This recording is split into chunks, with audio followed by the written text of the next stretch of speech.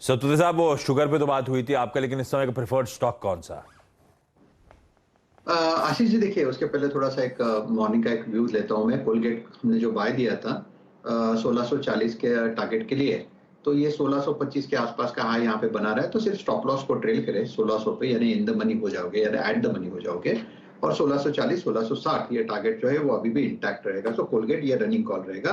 कुछ नया देना है तो देखिए, मेरी नजर जैसे कि मैंने कल भी बात की आईटी स्टॉक से, एम्फोसिस देखिए, एम्फोसिस का पैटर्न बढ़िया है। It's inverted head and shoulder price formation.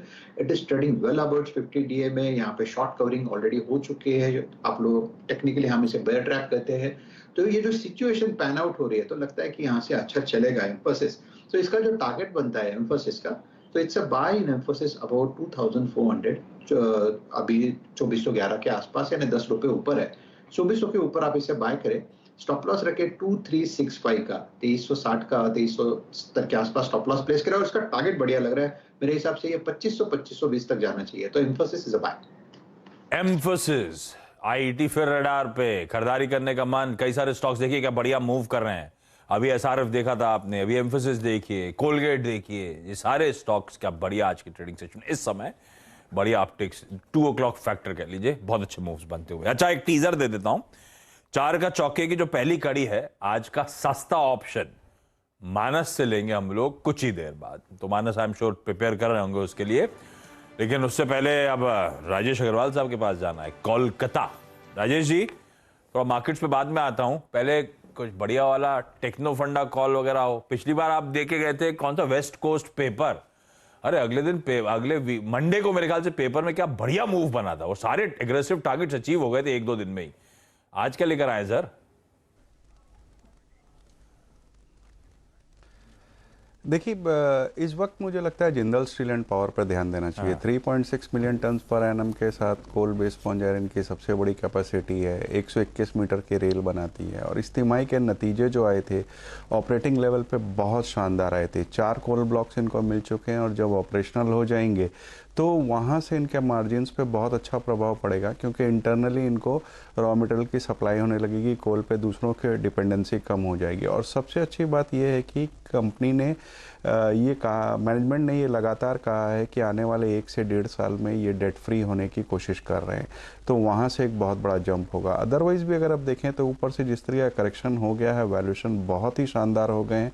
मुझे लगता है कि बहुत छोटी अवधि की कोई बात करता है तो 425 430 के टारगेट्स रख सकता है, बट अगर थोड़ा लंबा नज़रिया रखे तो बड़े टारगेट भी हो सकते हैं। आपकी आज की कॉल है जेएसपीएल, और जनाब हम इसको नोट कर लेते हैं 393.60 पे। आशीष ने बिल्कुल सही कहा, वेस्ट कोस्ट पेपर ने क्या गजब का मूव दिया।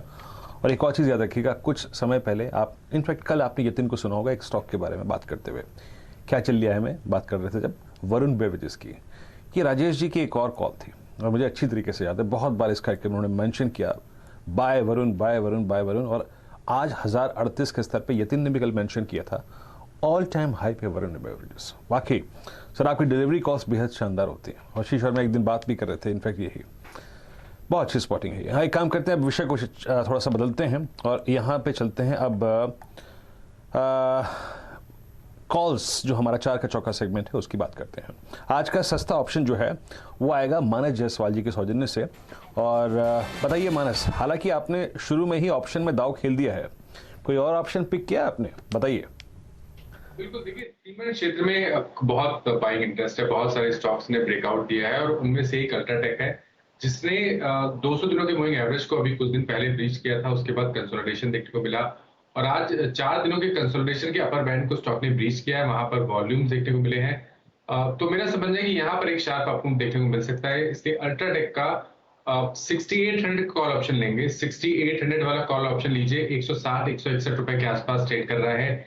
119 के स्टॉप लॉस से यहाँ पर खरीदारी करिए 140 रुपए के टारगेट के लिए।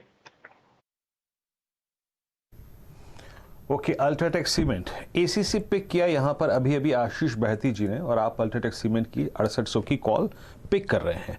आइए देखते हैं मानस जी की इस ट्रेड के बारे में क्या खूबी है। यस, क्लीन चार्ट, बिल्कुल क्लीन चार्ट। डायरेक्टर साहब एक काम कीजिएगा, इसके चार्ट को लेके आइए स्क्रीन पर, और उस पर एक 200 day exponential moving average draw कर दीजिए। देखिए क्या क्या बीच में खबरें नहीं आई। कॉस्ट प्रेशर, आई मीन, और साथ ही साथ अगर आप देखें आपका प्राइसेस का स्ट्रॉन्ग नहीं होना। फिर अगर आप देखें खबर ये भी आई थी कि सीसीआई ने यहाँ पर कुछ एलिगेशंस आए थे, आई मीन, उसके बावजूद अगर आप देखें ये स्टॉक चला। आज ये 200 डे एक्सपोनेंशियल एवरेज के ऊपर ट्रेड कर रहा है। शानदार ट्रेड, बिल्कुल क्लीन ट्रेड। आई मीन, मानस के 2 ट्रेड्स जो रहे ना, बिल्कुल बहुत क्लीन ट्रेड। 173 पे ऑप्शन ट्रेड करता हुआ 6800 की कॉल। याद रखिएगा इस टाइम इसने 11 अप्रैल के हाई को टेस्ट करने की टेंडेंसी को डेवलप कर लिया है। तो आशीष, 2 सीमेंट स्टॉक्स और दोनों की दोनों बहुत क्लीन चार्ट। आशीष, तो वरुण बेवरेजेस से याद आया, आज आप लोग को पता है इंटरनेशनल बियर डे है। बैती साहब को आपने कहूंगा विश नहीं करा।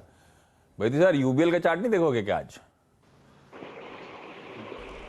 आई थिंक सर स्टॉक में कुछ खास मूवमेंट है नहीं, सुबह से वहीं फॉरवर्ड कर रहा है। पता चला बोलने के बाद हमारे जी, वहीं पर हॉवर कर रहा है, तो अभी तो नहीं, यूबीएल में कोई खरीदारी की सलाह नहीं रहेगी। अरे राजेश सर, एक वो कैलकुलेशन चाहिए था। ये नहीं, राजेश अग्रवाल सर के पास कैलकुलेशन ये है कि वीरू की आईजीएल के दाम जो है गैस के, पाइप्ड गैस के, 2 रुपए 60 पैसे पर यूनिट बढ़ गए। उधर सरकार जो है खाद्य तेल 10 से 12 रुपए कम करा रही है। वीरू को नेट नेट फायदा होगा कि नुकसान होगा?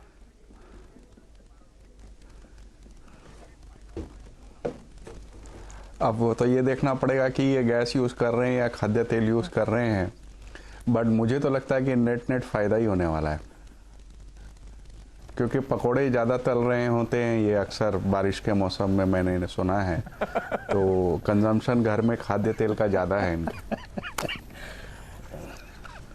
नहीं, तेल का कम है, आप यकीन मानिए। मैं बता रहा हूँ आशीष, लास्ट फ्राइडे को मैंने एक डिश बनाई थी, ट्विटर पे फोटो भी डाली थी। हाँ, वो चाइनीज वो था फ्राइड राइस। हाँ, राइस और चाइनीज चिली पनीर, है ना? हाँ। पनीर चिली। हाँ, उस दिन मैंने बिना तेल के खाना बनाया। अरे यकीन मानिए, उस दिन मैंने बिना तेल के खाना बनाया। नहीं, तो वो विधि एक डेवलप कर रहा हूँ। अब मैं आपको एक YouTube में एक डॉक्टर साहब हैं, उनकी एक बताऊंगा, उनका जो उनकी प्रोसीजर है, वो बिना तेल से खाना बनाने का प्रोसीजर बताते हैं। अच्छा लगा और उसको मैंने टेस्ट किया उस पर, तो अच्छा लगा मुझे वो, लेकिन वो बिना तेल के खाना था। और रही बात आईजीएल की, इस्तेमाल करता हूँ मैं। अच्छा, इस बीच डाबर इंडिया के सीईओ मोहित मल्होत्रा साहब जुड़ते हुए अपने तिमाही नंबर्स पे, और आपने नोटिस करो, एक जरा 3 महीने का चार्ट पर खोल के दिखाई डायरेक्टर साहब, बहुत बढ़िया मूव बना है। वैसे एफएमसीजी एज स्पेस में अच्छा मूव बना था। मैं कहता 21 जून के आसपास 500 के लेवल वाला डाबर 550 के आसपास के जोन्स पर इन ट्रेडिंग सेशंस पे, चुनिंदा ट्रेडिंग सेशंस पे। देखिए क्या बढ़िया मूव।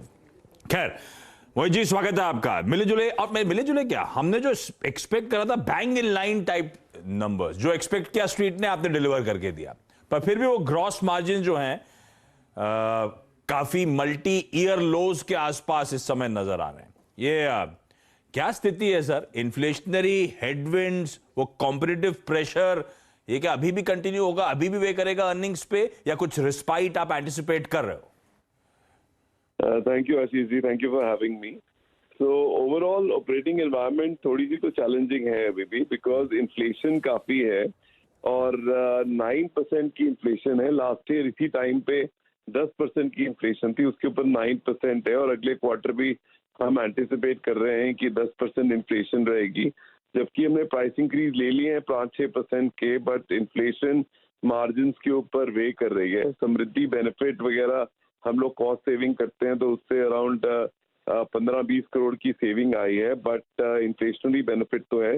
पूरे साल में आई थिंक हम लोग मेंटेन करेंगे अपने मार्जिन, क्योंकि सेकेंड हाफ में हम एक्सपेक्ट कर रहे हैं इन्फ्लेशन थोड़ी सी कम हो जाएगी और वो लैप ओवर करेगी, क्योंकि लास्ट ईयर सेकेंड हाफ में 12% इन्फ्लेशन थी। अगर 8-9% भी रहती है और प्राइस इंक्रीज आता है, तो सेकेंड हाफ के अंदर मार्जिन जो है वो अच्छे होंगे। और जहाँ की आपकी बात है कि मल्टी ईयर लो चल रहे हैं मार्जिन, वैसा नहीं है, क्योंकि प्री कोविड हमारे जो अर्निंग या मार्जिन थे वो थे 19% के। कोविड के टाइम पे क्योंकि chyawanprash, health care, immunity products बहुत बिके कोविड में, तो उससे मार्जिन अराउंड 100 बिप्स बढ़ गए। तो अब पोस्ट कोविड अब फिर से वो मार्जिन स्टेबलाइज हो गए हैं, तो ये बैलेंसिंग हो गई है हमारे मार्जिन की। तो जितने प्री कोविड थे उससे तो अभी भी 90 बेसिस पॉइंट्स हायर ही चल रहे हैं हम लोग।